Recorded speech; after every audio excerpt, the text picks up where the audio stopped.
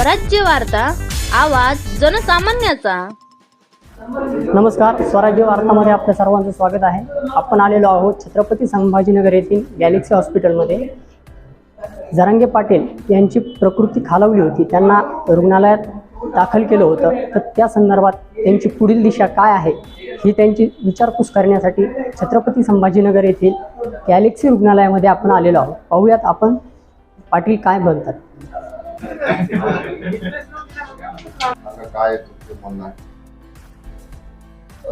नाही, तब्येत आता व्यवस्थित आहे, पण तरी पण आहे शेवटी अशक्तपणाला येईल, अंगळून गेलेले पूर्ण अशक्तपणा प्रचंड म्हणजे खूप म्हणजे इतकं अंग दुखतं ना, ते काही सांगता येत नाही, इतका त्रास होतो। त्याला पुन्हा सुरू करणारच आहे थोड्या वेळाने डॉक्टर, पण महाराष्ट्रातल्या बांधवांना सांगतो मी सध्या तब्येत बरी आहे।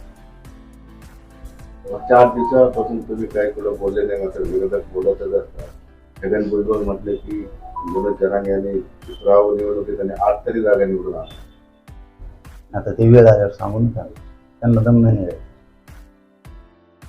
वेळ आल्यावर सांगू। बरं, एक केलं तर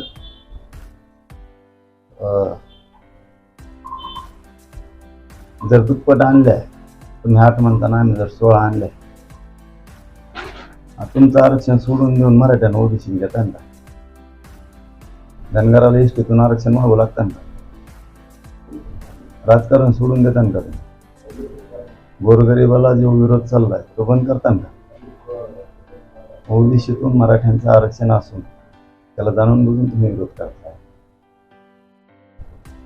ते बंद करणार का तुम्ही? मग का नुसतं बोलायचंय म्हणून बोलायचंय, विरोध करायचा म्हणून करायचं? तुम्ही ओबीसी जो विरोध चाललाय मराठ्यांना येण्यापासून तो थांबविणार का मग तुम्ही? आणि मराठ्यांना आत घेताना शहरात त्यांचं हा येतान का?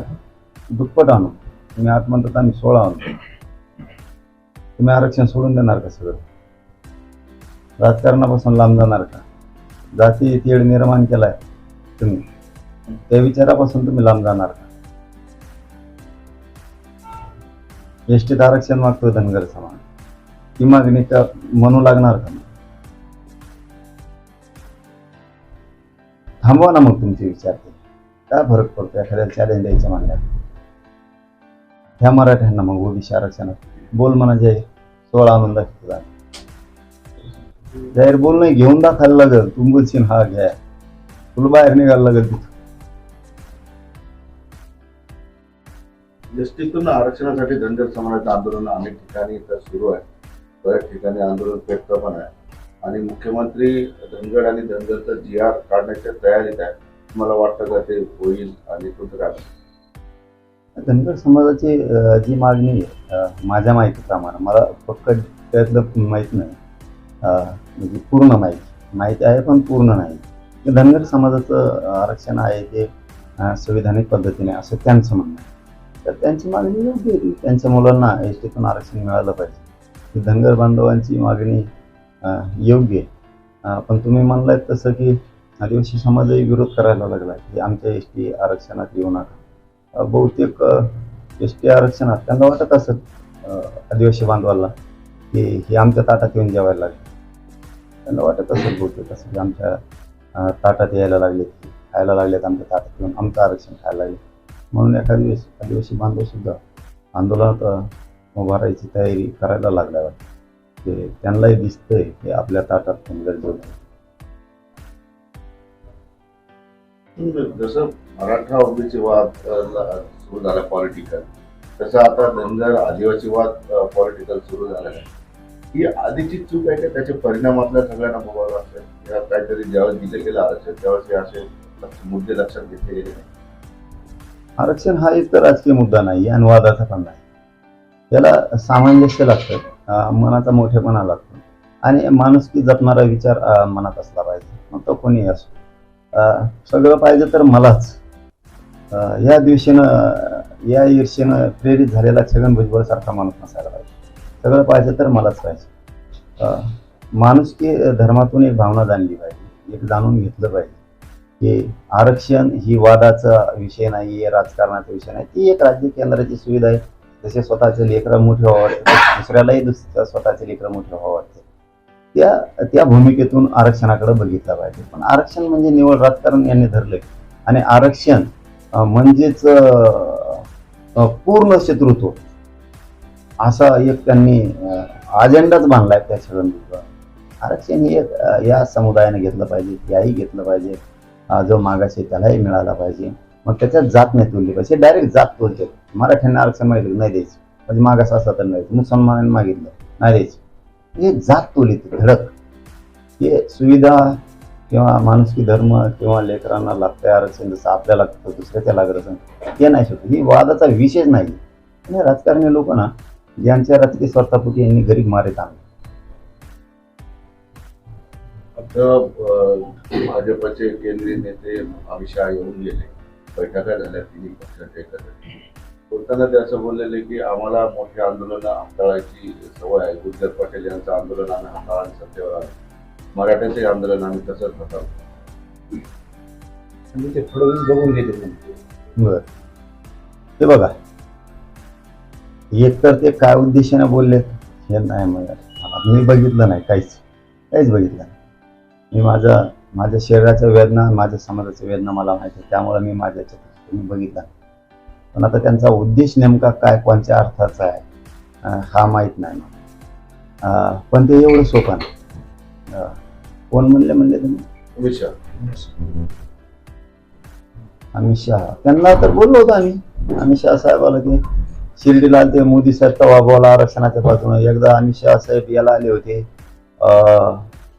त्या नागपूरला, त्यावेळेस आता तवा नाही बोलले, आता बोलले चहा याची वेळ येऊ देऊ नका तुमच्या साहेब, मराठीच्या नका नादी लागू तुम्ही. हे बघा, तुम्हाला सरळ सांगतो अमित शहा साहेब, तुम्ही पटेल आंदोलन कसं हाताळलं, गुर्जर आंदोलन कसं हाताळलं, तसंच तुम्ही मराठ्यांचं आंदोलन हाताळणार.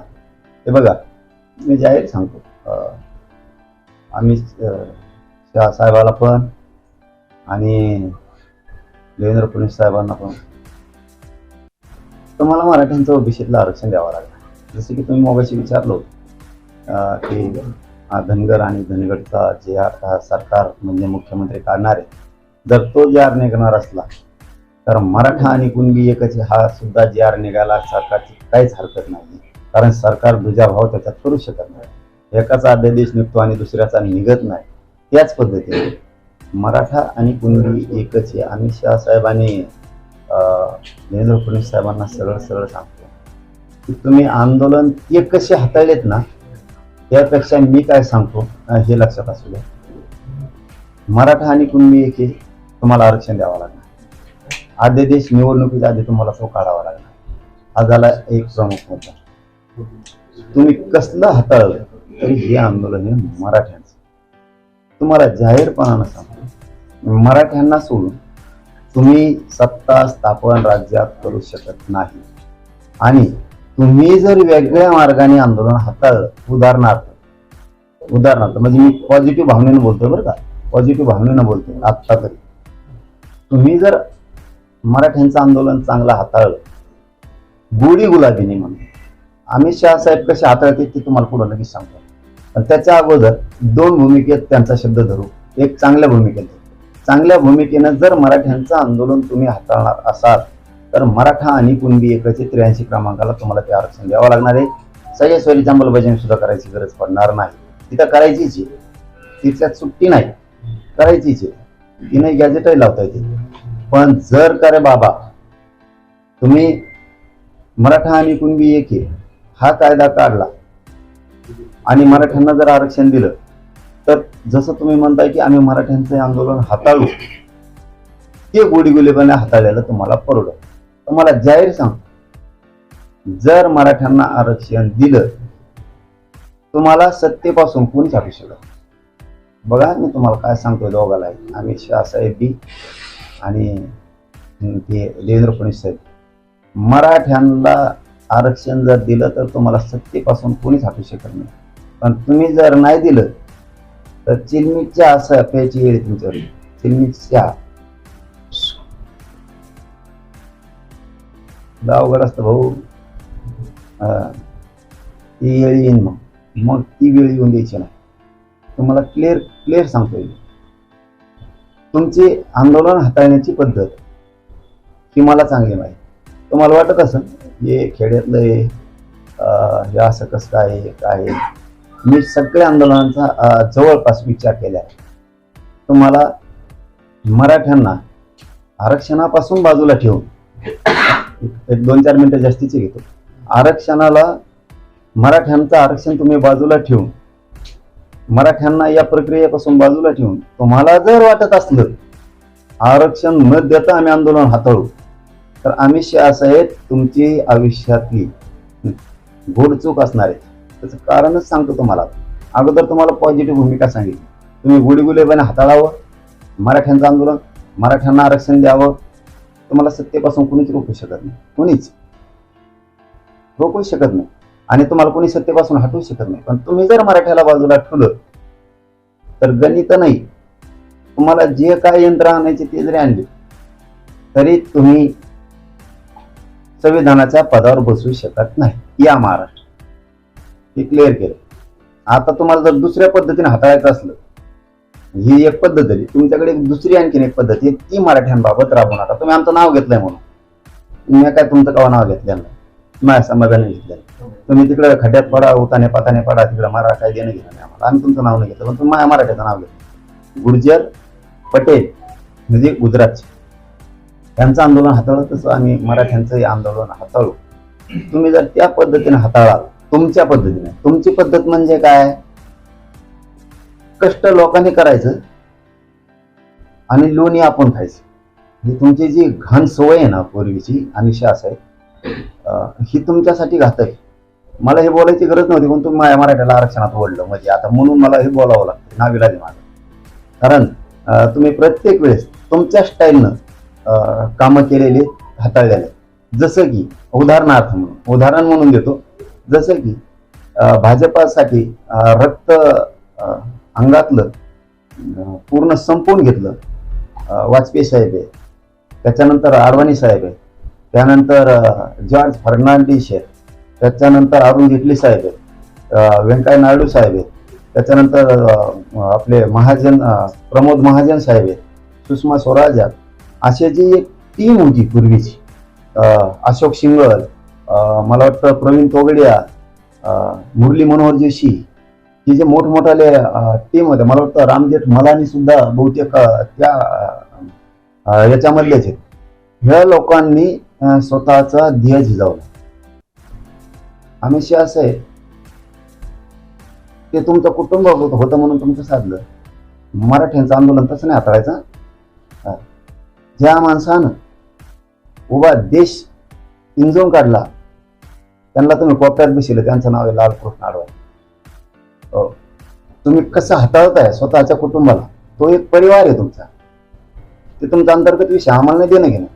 पण तुम्ही पटेलांशी गुर्जरांशी मराठ्यांचं आंदोलन जोडलं आणि तुम्ही त्या हाताळायच्या भूमिकेत निघाला.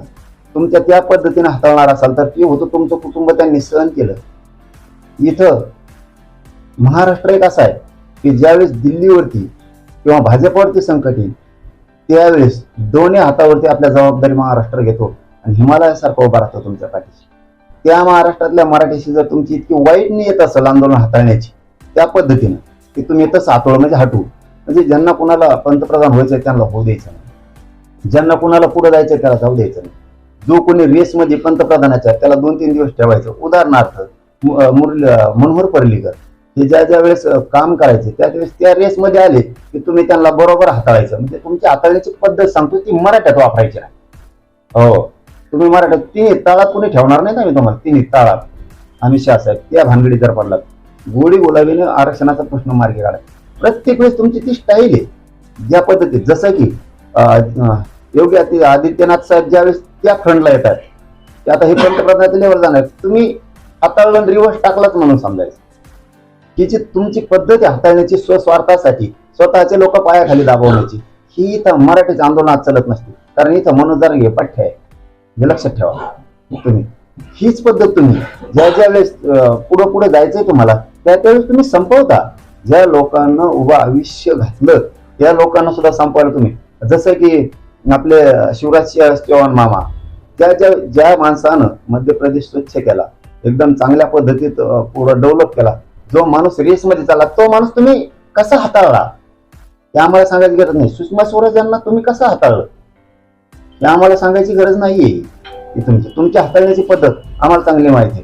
ज्यावेळेस नितीन गडकरी साहेब त्या स्टेजला जाणार आहे त्यावेळेस कसं हाताळायचे ते आम्हाला चांगलं माहिती. तुम्हाला तुमच्या स्वार्थासाठी तुम्ही ज्यानं तुम्हाला मोठं केलं त्याचं नाव न घेण्याऐवजी ज्यांनी तुमचा भाजपरूपी संसार मोठा केला, ज्यांनी योगदान दिलं त्याचं नाव तुमच्या तोंडातून चांगलं निघण्याऐवजी तुमचं दुसऱ्याचं निघतं की ज्यांनी तुम्हाला विरोध केलाय त्याला म्हणताय तुम्ही आम्ही त्यांच्या कणगोळीत धरून राजकारण शिकलोय. म्हणजे तुमची हाताळण्याची पद्धत दोघांची ही आम्हाला चांगली माहिती. तुम्ही माझ्या मराठीवर बोललात म्हणून मला तुमच्यावरती बोलायची वेळ आली. तुमची ही काम करण्याची पद्धत जी आहे ना हाताळण्याची, ही तुमच्यासाठी खूप घातक आहे. तुम्हाला दिसतंय ते बरं, अमित शहा साहेब तुम्हाला फक्त दिसतंय हम करो सो कायदा काहीतरी ते तुम्हाला वाटतंय, पण तुम्ही इतके येडी जनता या देशातली समजूच नका. तुम्ही जे माणसं आयुष्य त्यांनी घातलं, वसुंधरा राजे साहेब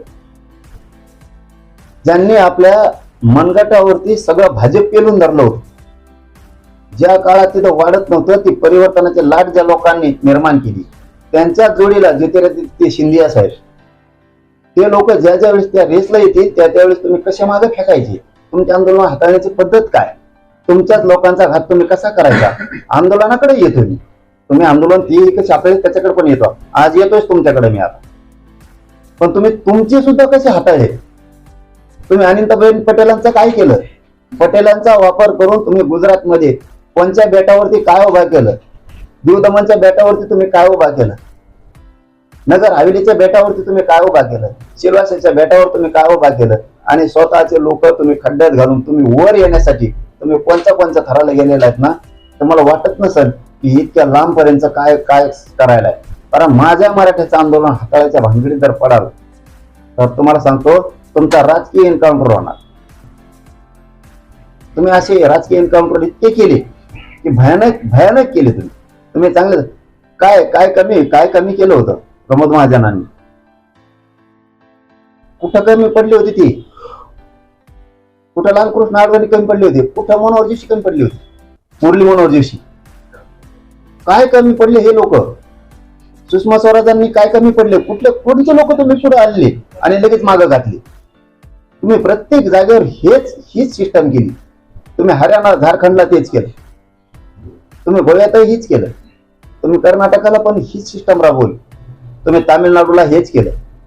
तुम्ही काम करताना तुमचे लोक फक्त एकदा वातावरण ढवळून निघूस्तर वापर केला आणि नंतर तुमच्या सोयीनुसार तुम्ही तुमचा पक्ष आणि सत्ता हाताळली तुमच्या सोयीनुसार. हे तुम्ही सगळ्यात मोठं पातक केलेलं आहे. का प्रवीण तोगडे यांनी काम नाही केलं, पळून जायची वेळ आणली तुम्ही त्यांच्यावरती. अशोक शिंगालांनी काम नाही केलं, पळून जायची वेळ आणली. हिंदू राष्ट्र सेनेसारख्या असं मोठमोठ्या विश्व हिंदू परिषद बजरंग दल सारख्या लोकांनी तुमच्या पक्षासाठी तुमच्यासाठी काय नाही काम केलं. या लोकांनी जेलं नाही भोगली तरी तुम्ही असं हाताळलं की त्या लोकांवरती वाईट परिस्थिती आली. ही तुमची काम करण्याची सिस्टम आहे. तुम्ही जे तुम्हाला मोठे करतायत त्यांना तुम्ही संपवताय. अशा पद्धतीचं आंदोलन तुम्ही हाताळता, तुमचा पक्ष सुद्धा हाताळता. उगा आता ते मोहन भागवत साहेब खंबीर फुटाट निघालं म्हणून जमलं नाही. तुम्ही कोणाला सोडलेलं नाही, तुम्ही इतके पूर्वी ते वैद्य साहेब पण त्यांच्यामध्ये होते. तुम्ही सुदर्शन बहुतेक नाव आहे त्यांचं, त्या लोकांनी जे काम केलेलं आहे, यांनी हे भाजप, हे राष्ट्र, इथला विचार, इथली प्रगती वाढावी म्हणून कामं केले. आणि तुम्ही सत्ता हस्तगत करायसाठी तुम्ही RSS सुद्धा सोडलं नाही, तुम्ही मोहन भागवत साहेब सुद्धा सोडलं नसतं. पण ते लय खंबीर निघालं फुटाट म्हणून तुमचं काही चाललं नाही. हे विचार आहेत का तुमचे हाताळण्याचे? गुर्जर आंदोलन असं हाताळलं, पटेल आंदोलन तसं हाताळलं, मग मराठ्यांचं हाताळणार, हे विचार आहेत तुमचे हाताळायचे? हे विचार आहेत भगतसिंगाचे, हे विचार आहेत राजगुरूंचे, हे भारत माता की जय कोणते हेगडेवारांचे हे विचार आहेत, लोकमान्य टिळकांचे हे विचार आहेत, कोणते छत्रपती शिवरायांचे विचार आहेत? हे उपाध्यायांचे हे विचार आहेत का ते? कोणते विचार चालवायला तुम्ही? कोणतं हिंदुत्व चालवला तुम्ही? कळस बसायच्या अगोदर मूर्त्या बसवणार आहे तुम्ही, आणि तुम्ही मराठी आंदोलन हाताळणार आता?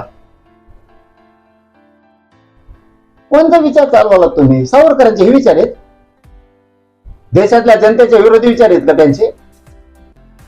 मग ही देशातली जनता नाही का? पटेल, गुर्जर, मराठा, ते आंदोलन तुम्ही असे हाताळणार आता? मुळीत काढायचे? कोणते डोकं चालवताय तुम्ही? तुम्ही स्वतःला किती महान बुद्धिवादी समजताय? राजकीय एन्काउंटर करणं म्हणजे बुद्धी चालवणं नाहीये साहेब. दादागिरीच्या जोरावरती मी काही करल हे लय दिवस नाही चालत. ज्या लोकांनी तुमच्यासाठी मोठमोठ्या महाराजांनी खस्ता खाल्ल्या त्यांना सुद्धा आउट केलं तुम्ही. मोठमोठाले तुमच्याकडे लीडर होते सामाजिक क्षेत्रात काम करणारे की जे बीजेपी वाढवत होते, त्या लोकांना हाताळताना तुम्ही तुमच्या सोयीनुसार घेतले आणि बाकीचे लोक संपित तुम्ही पुढे गेलात आणि तुमचेच दुसरे तर संपवले तुम्ही. हे विचार जास्त दिवस नाही टिकत.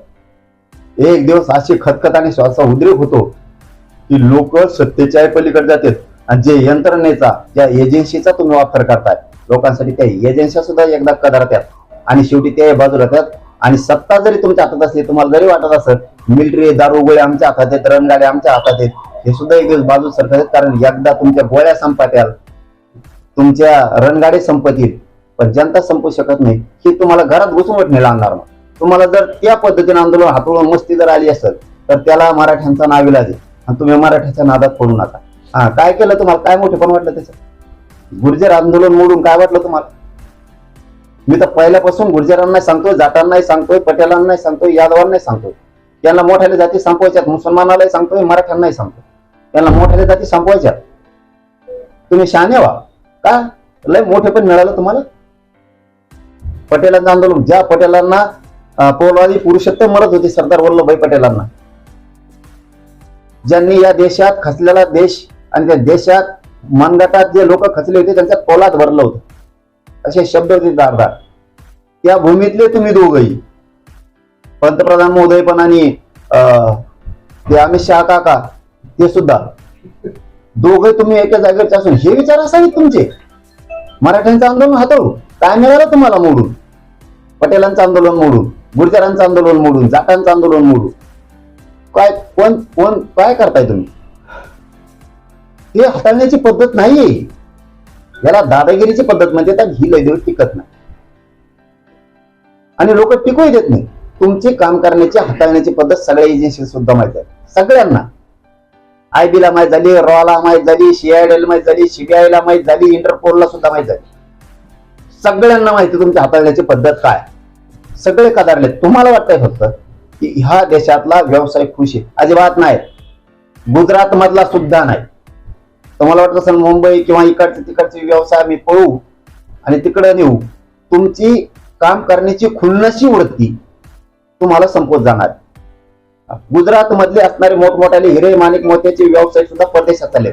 तिकडं अमेरिकेला चाललेत, जपानला चाललेत, चीनला चाललेत, त्या हॉलंडला चाललेत, इंग्लंड मध्ये आहेत, ते केनियाकडे चाललेत, ते दक्षिण आफ्रिकेकडे चाललेत. दोन व्यवसाय तुमच्या भीतीने उभा आहेत. एक तिकडे, एक इकडे. इकडे थेट तुमच्यासाठी नको उठलायचा म्हणून. तुम्ही लोकांना खोल जाळ्यात घुसायला लावू नका. आम्ही शासन मराठ्यांच्या आंदोलनाला नीट हाताळा.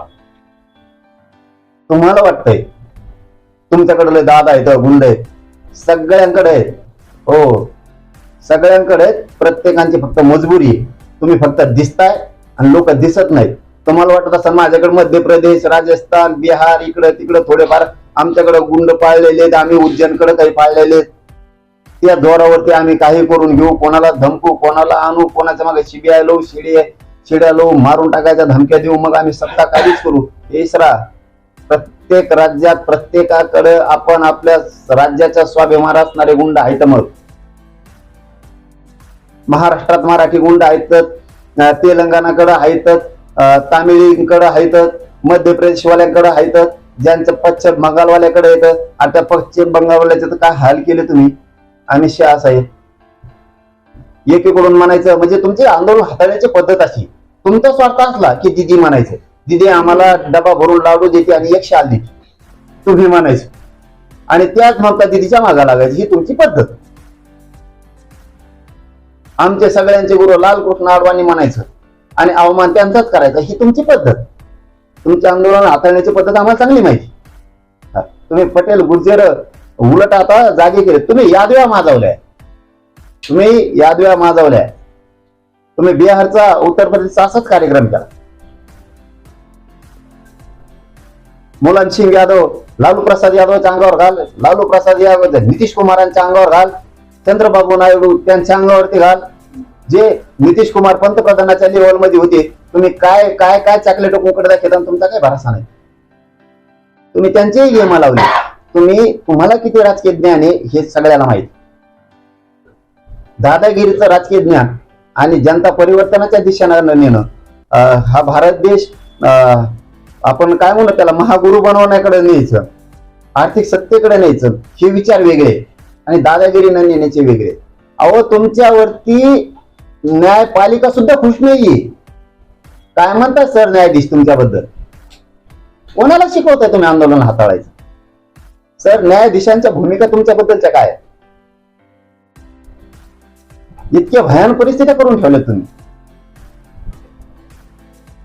आर्थिक सगळे जडणघडण ज्या माणसाला बसवली त्या माणसाला सुद्धा तुम्ही नीट विचारत नाहीये.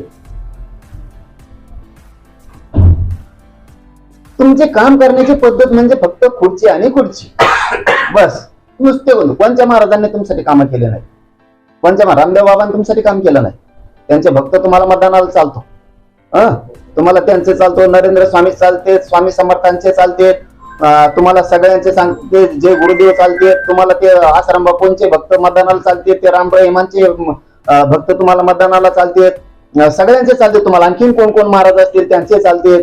ते बिचारा राव, ते आपला हे काय नाव आहे त्यांचा, रामदेव बाबा, ते बिचारे आपले पाय टांगड्या वाकड्या करू करू करू करू लोकांना बिचारे ते शिकवित येत ना. त्यांचं जगाच्या पाठीवर एक प्रोडक्ट निर्माण झालं होतं, प्रोडक्ट की त्याची थोडीच तोड कोणीच करू शकत नव्हतं, कोणीच. आहे ना तुमचा माणूस तो? का बरं बंदी घातली त्यांच्या विक्री आयात निर्यात? रामदेव बाबांनी काय केलं तुमचं?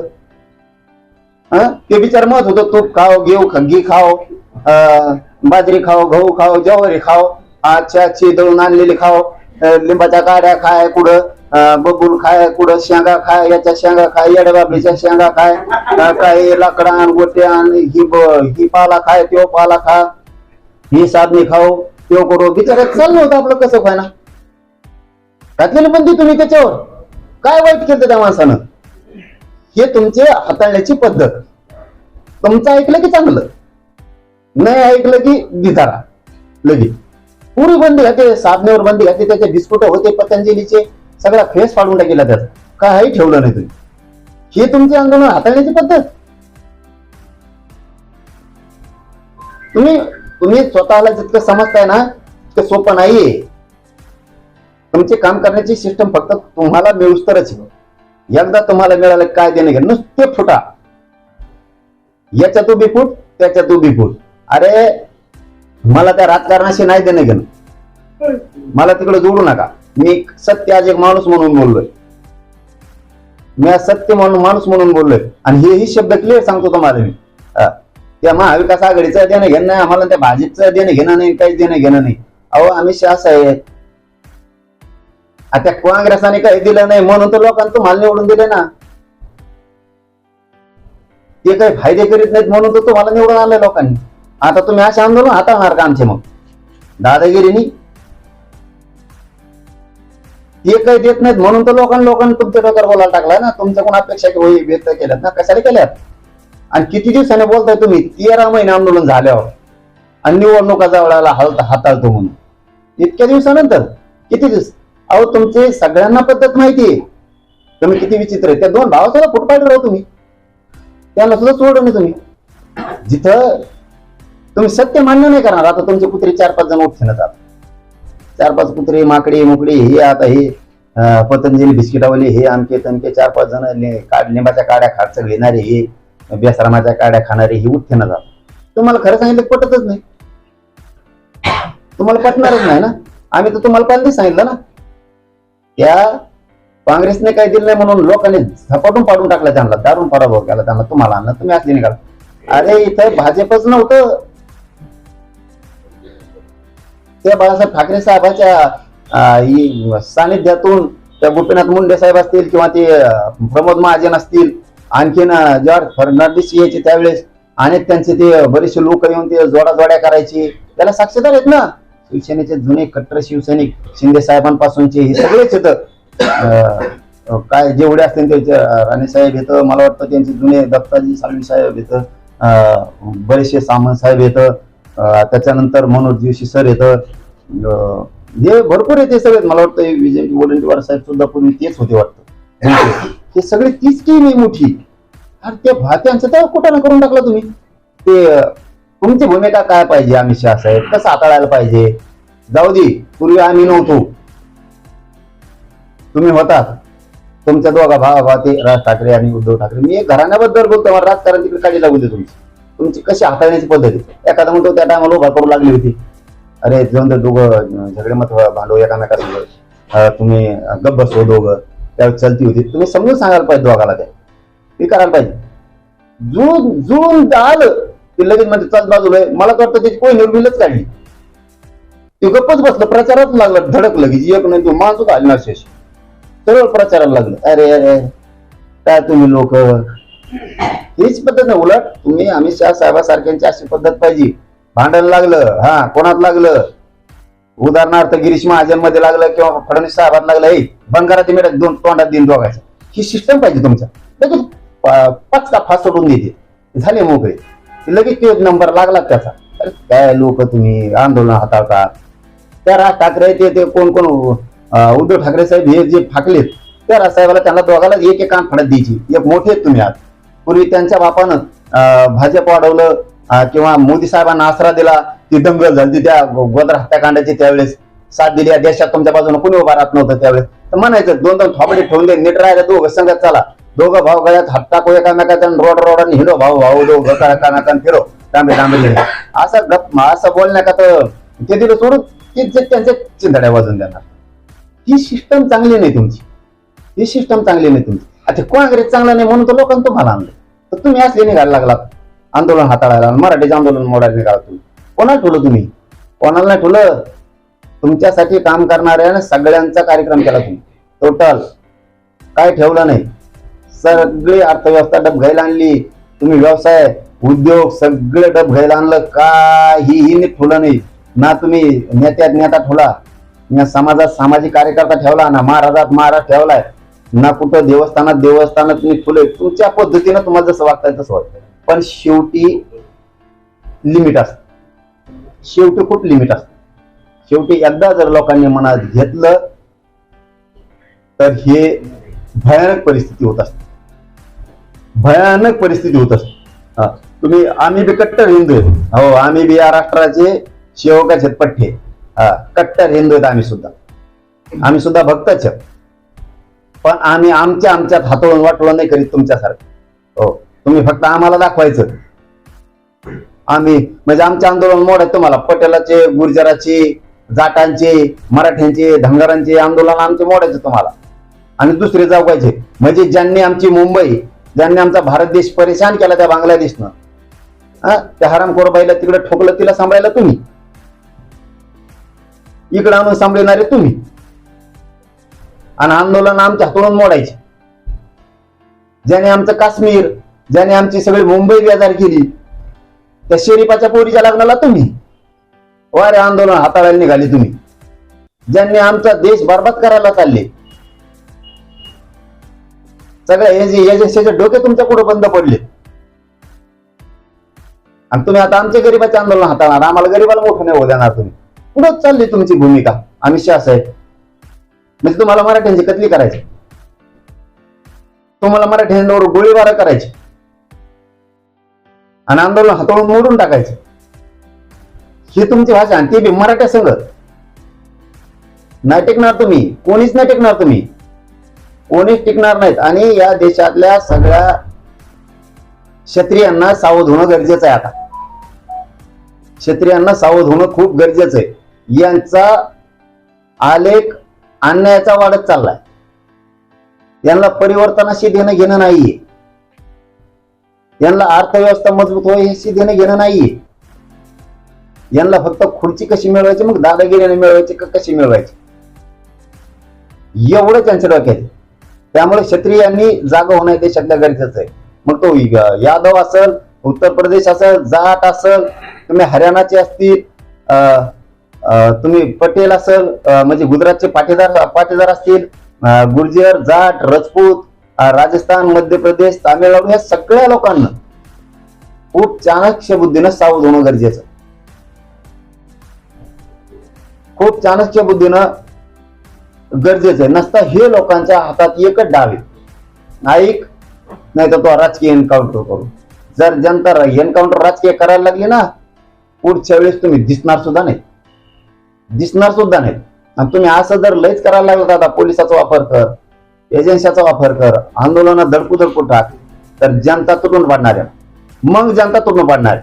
मग आरेला कार्य करावंच लागणार. इथं नाविलाज आहे. तर कोणाला सुटून देणार राव?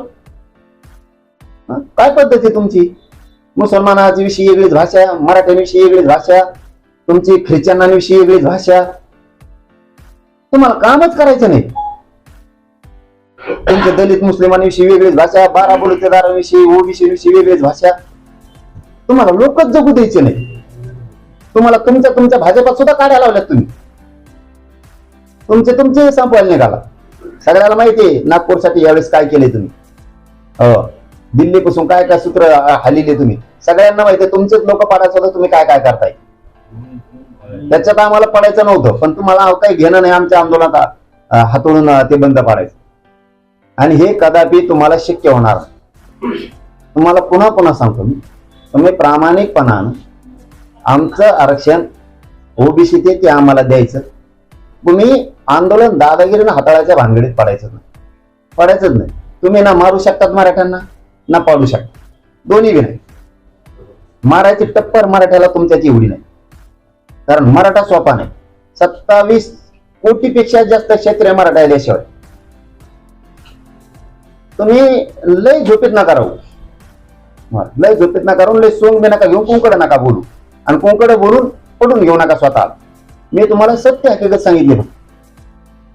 विचार चालवताना नीट चालवा. भगतसिंगांचे विचार कसे आहेत ते चालवा. लोकमान्य टिळकांचे विचार, छत्रपतींचे विचार, तुम्ही ते हेगडेवारांचे विचार ते चालवा. हे काय मग ऐक नाही तर पडून टाकीन, लगेच गुतून टाकीन, हे काय पद्धती? ही कोणती पद्धती तुमची? तुम्ही वेटीच नाही धरू शकत जनतेला. आणि तुम्ही मराठ्याच्या भानगडीतच पडू नका. तुम्हाला खरं तेवढं सांगतो, तुम्ही मराठ्याच्या भानगडीत पडूच नका. आरेला कार्य जर मराठा करायला लागला तर महाराष्ट्रापासून तिथपर्यंत कार्यक्रम करील. कारण शेवटी तुम्हाला सांगतो, हा महाराष्ट्राचा कसा आहे की याने दोन्ही हातावरती जबाबदारी तुमच्या पाठीशी उभा राहण्यासाठी घेतलेली. ज्या वेळेस संकटात देश सापडेल त्यावेळेस महाराष्ट्र या दिल्लीश्वरांच्या पाठीशी खंबीरपणाने हिमालयासारखा उभा राहिलेला आहे. आज तो महाराष्ट्रातला मराठा किंवा ती जनता अडचणीत आली म्हणून तुम्ही तिला खिंडीत पकडू नका, ध्यानात राहू द्या. जर का मराठ्यांनी खिंडीत पकडलं ना, इतके बेकार हाल होतील तुमचे, इतके बेकार हाल होतील की ते सांगता सुद्धा तुमच्या नाकी नव्हे. तुम्ही सगळ्यांपासून कार्यक्रम लावलेला आहे. तुम्ही सगळ्यांचे असेच हाताळे. तुम्ही जयललितांपासून तुम्ही जेवढे येत ते दुसरे रेड्डी, जगमोहन रेड्डी, तुम्ही हे जे कार्यक्रम लावले मुंबईचे, तुमच्यातले कधीच नव्हतं. तुम्ही आणखीन फरक करून बघा. हरियाणात तुम्हाला अर्धा कवाच नव्हतं. फक्त तुमच्या असल्या वागण्यामुळे अर्धा झालं. एक संघ होता. उत्तर प्रदेश एक संघ होता, अर्धा फक्त तुमच्या असल्या वागण्यामुळे झाला. गुजरात अर्धा फक्त तुमच्या असल्या वागण्यामुळे व्हायला लागला. राजस्थान एक संघ होता, तुमच्या असल्या वागण्यामुळे अर्धा व्हायला लागलं. तुमचीच भाषा आम्ही तुम्हाला शिकवायलो. जसं का आम्ही तुमचे प्रवक्ते आहेत असं तुम्हाला सांगितलं, थोडक्यात समजूनच सांगितलं, विरोध नाही केला. आणि पुन्हा तेच सांगतो, काँग्रेसने काही नाही दिलं म्हणून लोकांनी तुम्हाला आणलं. आणि तुम्ही जर आता आंदोलन असं हाताळणार असलात, पटेल मराठी यादव राजपूत गुर्जर जाट जर विरोधात गेले ना, हे क्षेत्रीय मराठी जर खवळले ना, बिनबुडच झाला तुमचं. खलास. पाटील साहेब, तुम्ही त्यांच्या एक वक्तव्यावर बरंच काय बोललाय, तुम्ही फार गांभीर्याने त्यांच्या वक्तव्याची दखल घेतली. तुम्हाला काही शंका येते, भीती वाटते आंदोलन वेगळ्या पद्धतीने आहे? मराठ्यांचं आंदोलन हाताळायची टप्पर त्यांच्यात हे मला चांगला माहिती. त्यांना फक्त दोनच सल्ले, मराठ्यांना ओबीसीतून आरक्षण द्यायचं, कानं निरळं टाकायचं नाही. तुम्हाला सत्तेपासून कोणीच खाली घेऊ शकत, पण मराठ्यांना डावलून, मराठ्यांना कानं निरळं टाकून तुम्ही जर आंदोलन हाताळतात तर त्यांना चांगलं माहिती, मराठे जाताना गुजरातहूनच कटकपर्यंत गेले होते, पानिपतपर्यंत. मराठे काय करू शकतात ना, मग हे त्यांना चांगलं माहिती. आणि भेट देत नाही मी कोणालाच. माझ्याजवळ ऐका, मी हे मराठ्याचे खानदान ही अवलादच अशी, हे कोणालाच मोजित नाही. गप आहे तर गप आहे, ही कोणालाच मोजित नाही. जर करायला लागली ना, ही कोणालाच मोजित नाही, मोजणार सुद्धा नाही कवाच कोणाला यायचं जे मग आम्हाला कार्य करावं लागणार आहे, मग त्यांना नागरिक होऊ दे काय व्हायचं. पाटील, तुम्ही दसरा मेळावा घ्यायचं म्हणतायत आणि दसरा मेळाव्यासाठी त्या बैठकी होतीये, तर तयारी कुठपर्यंत आलेली आहे? काय आदेश दिले समाजाला किंवा बांधवांना? नाही दसरा मेळावा होणार आहे का? नाही, मी दसरा मेळाव्याच्या बद्दलच मी घेणार आहे किंवा घेणार नाही असं काहीच नाही. कारण गड काय ठरवल ती महत्वाची भूमिका असते. कारण ती का राजकीय नाही, ते का राजकीय नाही, ते सामाजिक. तिथं ना राजकीय कोणता निर्णय होणार आहे. जर ठरलं तर, जर नारायणगडावरती दसरा मेळावा करायचा ठरला तर तो परंपरेचा दसरा मेळावा असणार. जर ठरला तर परंपरेचाच, कुठल्या जातीचा नाही, राजकारणाचा नाही. तिथं सगळे भक्त येऊन दर्शन घेतात. आणि जर ठरलं तर मी त्या मेळाव्याला जाणार. आज बैठक आहे मला, मी त्या मेळाव्याला जाणार. भक्तांचे, येणारे सगळ्यांचे, माता मावल्यांचे सगळ्यांचे आशीर्वाद मी तिथे जाऊन घेणार आहे, त्यांच्या पाया पडून. जर आज काय निर्णय होतो मला माहित नाही. जर हो ठरलं तर भयानक होणार आहे. दसरा मेळावा तो परंपरेत ताकदीनं लोक येणार आहे, पण तिथं राजकीय निर्णय काही होणार नाही. ती राजकीय जागा नाही. परंतु तुम्ही तुम्ही आपली संबोधित करणार ताकद का? दाखवण्यासाठी तुम्ही संबोधित त्या करणार मेळाव्याला का जाणार दसरा मेळाव्याला? आणि आपली ताकद दाखवण्याचा प्रयत्न करणार असं सुद्धा विरोधक यावरती करतात. नाही, विरोधकाला कामच काय दुसरं, कशावर टीका करते ते. आता अमित शहा साहेबाला मी काहीच बोललो नव्हतो, तरी ती टीका करते. हाताळीन म्हणतात आंदोलन मराठीत. तसं त्यांना कामच काय, तिथं ताकद नाही. ताकद दाखवायची बघू आता पुढं 24ला पाडायचे, कोबा करायचे, ती ताकद दाखवू. जर अमित शहा साहेबांनी आता चांगलं हाताळलं, आरक्षण देऊ, चांगले दिवस. वाईट हाताळलं तर त्यांच्यासाठी वाईट दिवस. आयोगाचं पथक मुंबईमध्ये दाखल झालेलं आहे. तर निवडणुकांची मार्फत आढावा देखील घेतलाय. तुम्ही नेमकी निवडणुकीची कशी तयारी करताय, किती जागा लढणार आहे? आचारसंहिता तुमच्या लागू भाषणामध्ये. पण ते आता त्यांचं तारखा ठरल्याशिवाय आम्ही निर्णय घेणारच नाही. काय करायचं, पाडायचे का उभा करायचं, तारखा जाहीर नाही. त्यामुळे आम्ही काहीच बोलणार नाही त्यावर. त्यांच्या तारखा तर होत्या एकदा, त्यांचे गणित जर नाही बिघडले तिथून पुढे. आता अमित शहा साहेबांनी पुन्हा दुसरं ढवळून ठेवलंय आता ही खेळ, की मी आंदोलन हाताळणार, असं करणार तसं करणार. बघू मग तुम्ही कसे हाताळतात ती. निवडणुकीत एवढं सोपं नाही साहेब. इथं 50-55% मराठा समाज, ज्यांना डावलून, यांच्यावर अन्याय करून, बिना मराठा आरक्षणाचा निर्णय घेता निवडणुका झाल्या, यांचा कार्यक्रम संपला. आरक्षण द्यावं लागणार, त्याच्याशिवाय पुढे एवढं सोपं नाही. मग आमचं त्यांनी नाही दिलं आरक्षण, आम्ही संधी दिली कोणाला, देवेंद्र फडणवीस साहेबांना. एक शब्द बोललो मी आज त्यांना, आज बी एक शब्द सुद्धा बोललो नाही मी. कंप्लीट 20 दिवस झाले फडणवीस साहेबांना सांगितलं होतं मी उपोषण करतोय, म्हणजे मीडियाच्या माध्यमातून मी उपोषण करतोय, मला राजकारणात जायचं नाही, माझ्या समाजाला जायचं नाही. तुम्ही म्हणता राजकीय भाषा बोलतो, एक शब्द बोलणार. बोललो फडणवीस साहेबाला एक शब्द राजकीय बोललो का काही, एक शब्द सुद्धा नाही. आता बोललो ते अमित शहा बोलले म्हणून त्यांना बोललो, त्या साहेबांसाठी होते ते. परंतु मी फडणवीस साहेबांसाठी बोललेलो नाही. त्यांना आणखी संधी, आमचं आरक्षण आम्हाला देऊन टाकावं, तुम्हाला संधी दिलेली आहे. जो फायदा करतो, फायदा करणारा समाजाला दिसतो. तुम्ही आमचं द्या, आम्ही तुमचे विरोधक नाही, शत्रू नाहीत. पण जर नाही दिलं, आपल्या नावाने बॉम्बलायचं नाही. ही पाळलेत किती, काय झालं, कसा राडा झाला. हे फडणवीस साहेबांना संधी. आजही मी फडणवीस साहेबाला एक शब्दही बोललेलो नाही. 22-23 दिवस झाले आणि बोलणार बी नाही. पण आचारसंहितेचं आज जर दिलं नाही तर तिथून पुढं काय बोलन आणि तुमचं काय गणित इतकून टाकी त्याचा तळाला मेळ राहणार नाही. फडणवीस साहेबांना विनंती आहे की तुम्ही आमचं आरक्षण देऊन टाका. तुम्हाला संधी आहे, आम्ही उपोषण करून तुम्हाला संधी दिली. आमचं आरक्षण, आम्हाला हक्काच्या मागण्या मान्य करून टाका. तुमचं राजकारण तुम्हाला लकलात, आम्हाला राजकारणात जायचं नाही. आणि जर नाही दिलं तर सगळे गणित बिघडून टाकणार. फिरून पश्चातापाला सुद्धा वेळ येऊ द्या. तोंड लपवाय सुद्धा जागा ठेवणार नाही. धन्यवाद. पुढील निर्णय तुम्ही कधीपर्यंत घेणार? आचारसंहिता लागल्याशिवाय मी कळूनच देणार नाही. कारण त्यांना आमचे डाव बघायचे आणि आम्ही आमचे डाव नाही कळू देणार. कारण ज्यावेळेस आता त्यांच्या तारखा डिक्लेअर होत्या त्यावेळेस आम्ही समाजाची मी बैठक घेणार आणि ठरवणार पाडायचे किंवा उभा करायचे. त्यावेळेस समाज म्हणून पाडायचे किंवा उभा करायचे त्यावर निर्णय होणार. आणि आम्ही सगळ्या तयारीनं पक्के बसलेलो आहे. पक्की तयारी करून बसले होते आम्ही, दोन्ही बी, पाडायची बी उभा करायची बी, काय अडचण नाही. पक्की तयारी आमची. फक्त पुन्हा सांगतो, फडणवीस साहेब आपला विषय मार्गी काढा. तुमचं राजकारण तुम्हाला लकला आणि मराठ्यांच्या नादी लागायच्या भानगडीत पडू नका. कारण देशातला जर आता हे क्षत्रिय खवाळला, तुम्ही जे मोडीत हाताळायला निघालात, तर हे इतकं अवघड असतं की कोणचीच गोळी, कोणचीच दारू, कोणचाच रणगाडा जनतेपुढे टिकत नाही. जनता जर एकदा बिघडली तर घरात घुसून न्याय घेत असते. राज्यात तिसरी आघाडी निर्माण झाली आहे. राजू शेट्टी आहेत, छत्रपती संभाजीराजे आहेत, बच्चू कडू आहेत. त्यांनी भेट पण घेतली होती. त्यांच्यासोबत जाण्याची काही चर्चा चालू आहे का? बघत नाही, त्या काही चर्चा नाही. आमची भेटायला आले होते बाकी नंतर आता विषय निवडणुका तारखा झाल्या. धन्यवाद. ओके.